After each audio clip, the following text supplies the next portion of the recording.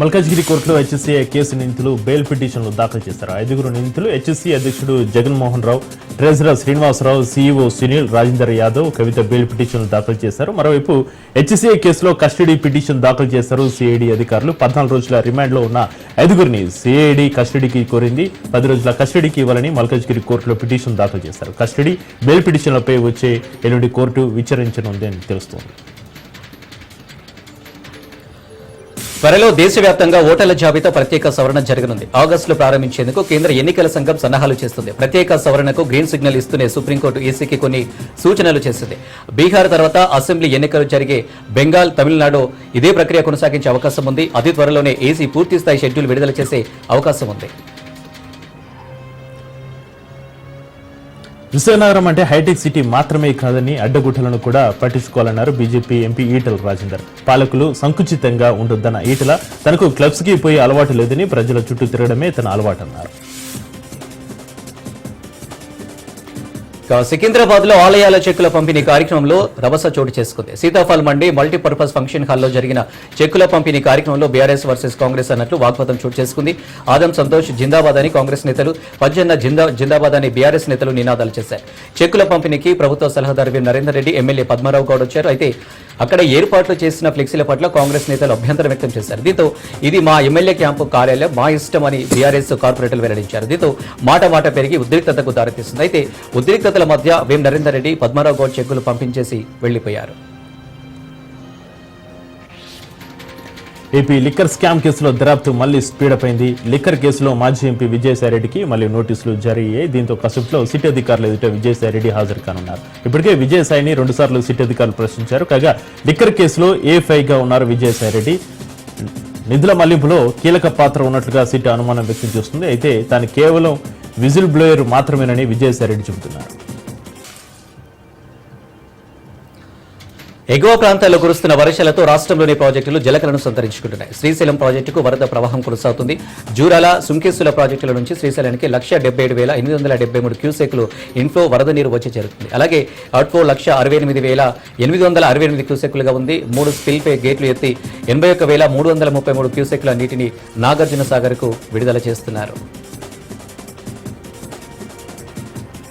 కోనసీమ తిరుమల వాడపల్లి వెంకన్న ఆలయానికి భక్తులు పోటెత్తారు. 7 శనివారాల వెంకన్నగా ఖ్యాతిగాంచిన శ్రీదేవి భూదేవి సమేత శ్రీ వెంకటేశ్వర స్వామివారి ఆలయానికి నెలలో 2వ శనివారం కావడంతో విశేషంగా భక్తులు తరలి వస్తున్నారు. దీంతో ఆలయ మాడ వీధులతో పాటు వాడపల్లి గ్రామం అంతా జనసంద్రంగా మారింది. సుమారు 2 కిలోమీటర్ల వరకు ట్రాఫిక్ లో వాహనాలు నిలిచిపోయాయి. దీంతో భక్తులు తీవ్ర ఇబ్బందులు ఎదుర్కొంటున్నారు. టికెట్లు తీసుకున్న భక్తులకు కూడా సుమారు 4 గంటల దర్శన సమయం పడుతుంది.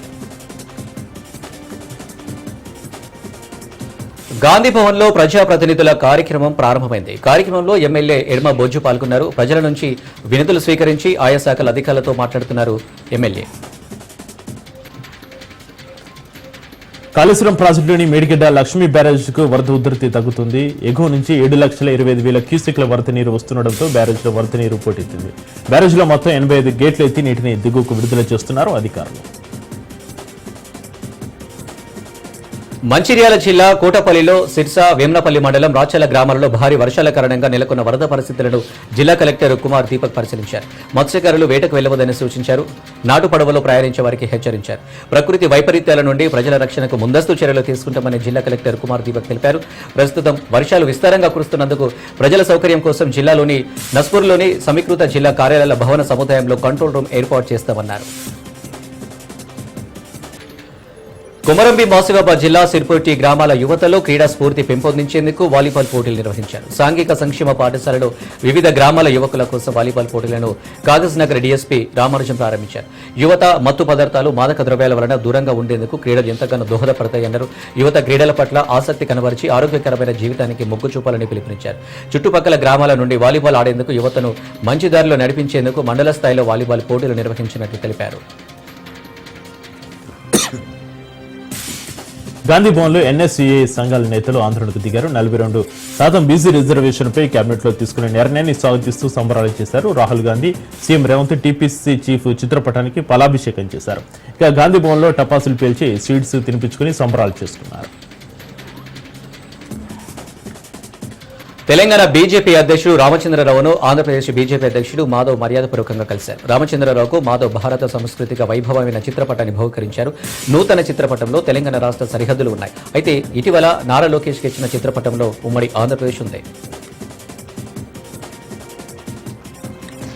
కాంగ్రెస్ పార్టీ బీసీ వర్గాల ప్రజలను మోసపూరిత కుట్రలో భాగంగా 42% రిజర్వేషన్ ఆర్డినెన్స్ నాటకం ఆడుతుందని బీఆర్ఎస్ జిల్లా అధ్యక్షుడు గట్టి యాదవ్ అన్నారు. రాజకీయ లబ్ధి కోసమే చట్టబద్ధత లేకుండా ఆర్డినెన్స్ డ్రామా ఆడుతుందని ఆరోపించారు.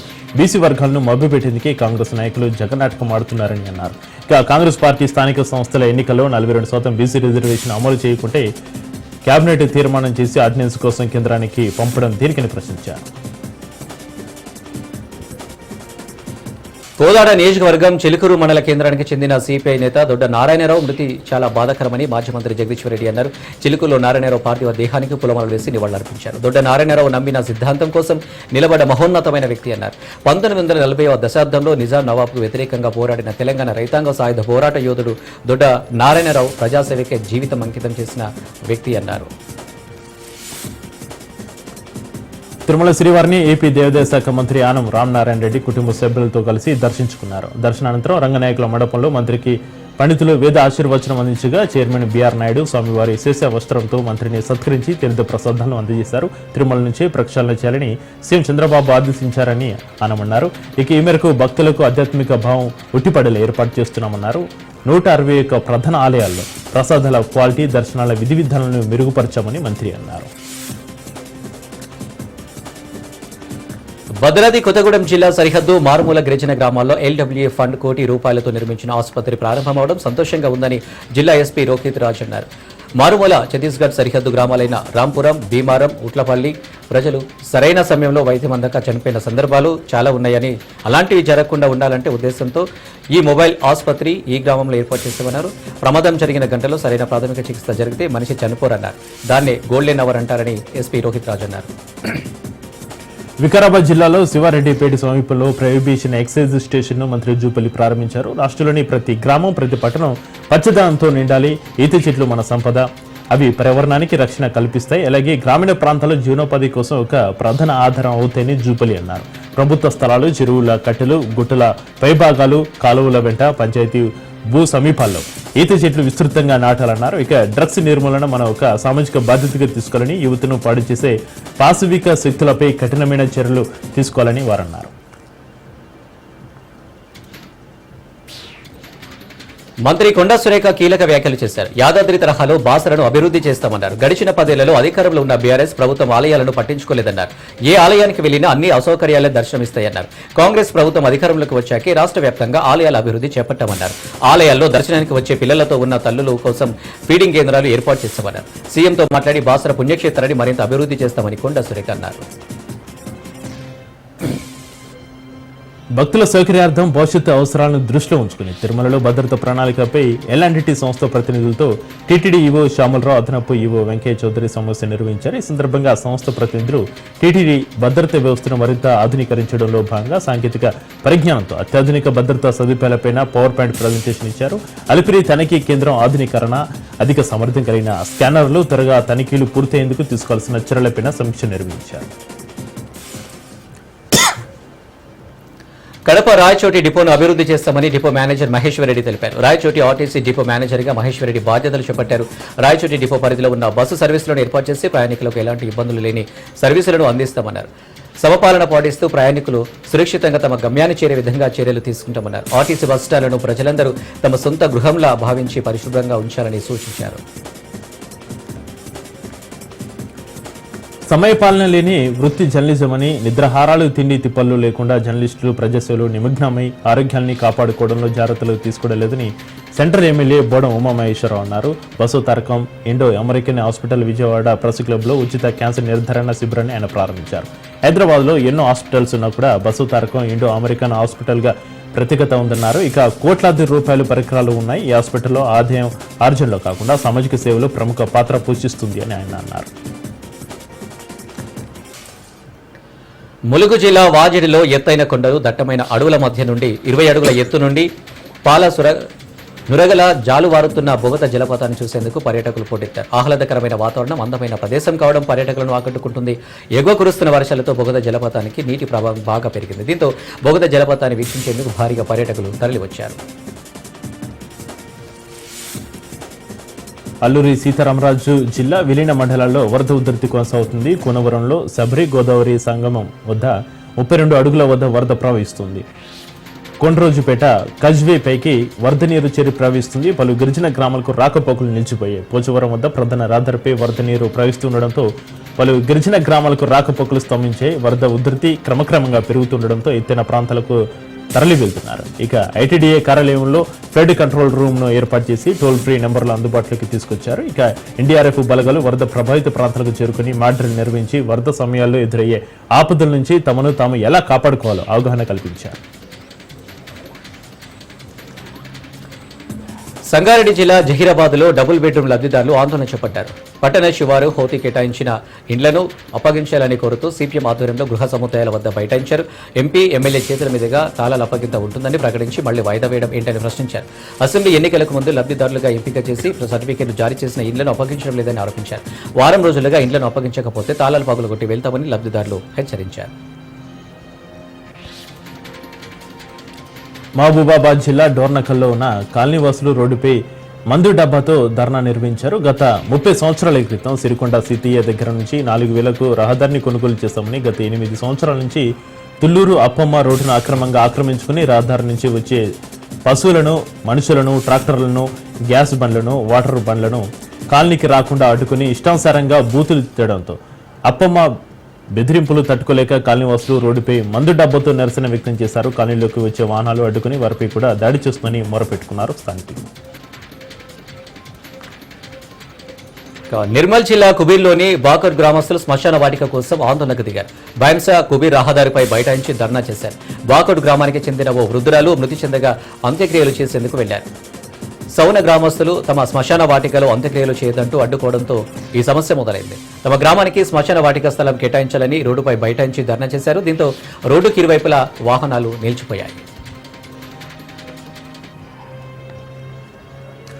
కామారెడ్డి మండలం టెక్రియాల్ బైపాస్ రోడ్డు వద్ద చోరీ జరిగింది. హైదరాబాద్ నుంచి నిజామాబాద్ వైపు సెల్ ఫోన్ లోడ్తో వెళ్తున్న లారీని బైక్పై గుర్తు తెలియని 2 వ్యక్తులు ముఖానికి కర్చీఫ్లు ధరించి వచ్చి లారీ డ్రైవర్ను బెదిరించి లారీలోంచి సుమారు 4 లక్షల విలువ చేసే సెల్ ఫోన్లు చోరీ చేశారు. దీంతో బాధితుడు స్థానిక దేవునిపల్లి పోలీస్ స్టేషన్లో ఫిర్యాదు చేశాడు. ఫిర్యాదుతో పోలీసులు సీసీ కెమెరాల ఆధారంగా గాలింపు చర్యలు చేపట్టారు.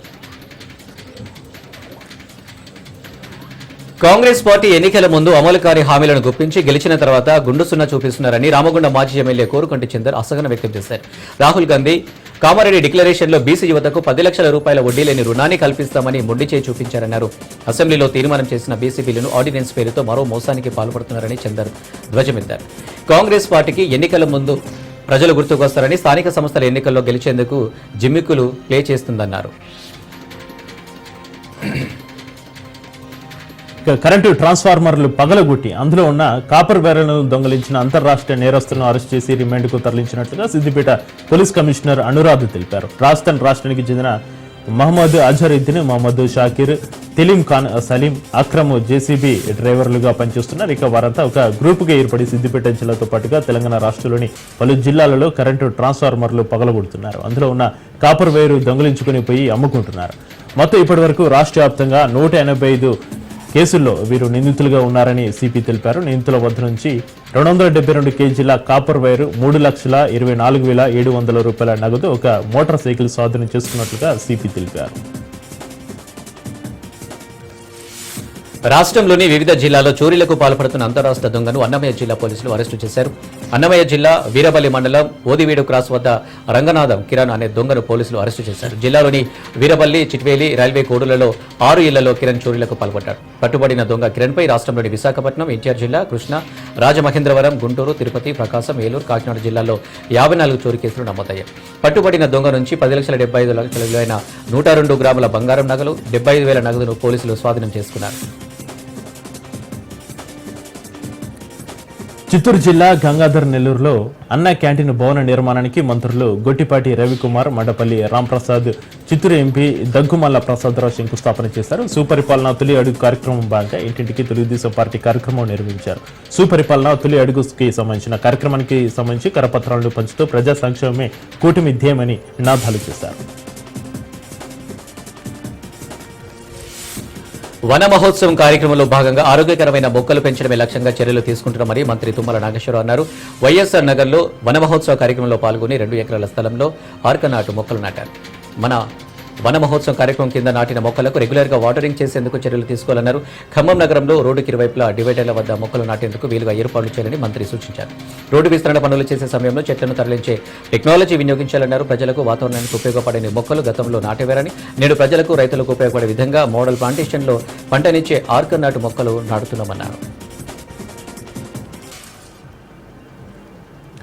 డ్రగ్స్ వద్దు బ్రో అంటూ Eagle director Ravikrishna, Vijayawada deputy police commissioner KGV Saritha విద్యార్థులకు విజ్ఞప్తి చేశారు. ఆంధ్రప్రదేశ్ మాదక ద్రవ్యాల దుర్వినియోగం, అక్రమ రవాణాపై కఠినమైన చర్యలు తీసుకుంటున్నట్లుగా Eagle wing director AK Ravikrishna అన్నారు. విజయవాడలోని సిద్ధార్థ ఫార్మాసిటికల్ కాలేజీలో జరిగిన డ్రగ్స్ వద్దు బ్రో అని నినాదాలు చేస్తూ విద్యార్థులకు అవగాహన సదస్సు నిర్వహించారు.